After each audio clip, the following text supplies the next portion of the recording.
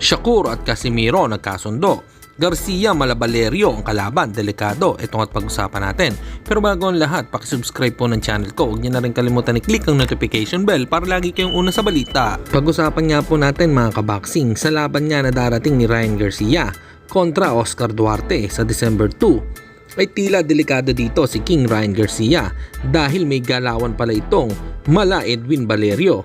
Kasi kung titignan natin ang record ni Duarte ay may 26 na panalo, isang talo at 21 knockouts. Ito ay mataas din ang knockout percentage nito. At mula noong natalo siya ay sunod-sunod na nga ang panalo niya.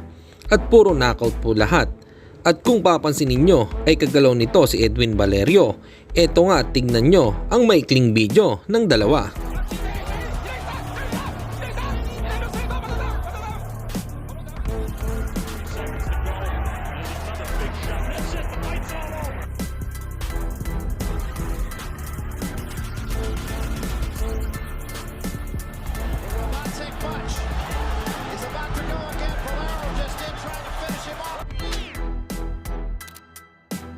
Samantalang may similarity po ang mga banat ni WBO Global Champion Janrel Cuadro-Las Casimiro at si 3 Division World Champion Shakur Stevenson tungkol sa kanilang mga latest performance na ang sinasabi ng karamihan ay hindi daw maganda.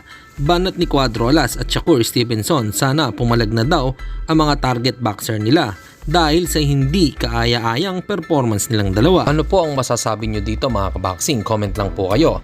Dito na lang ang aking boxing news report. Babu!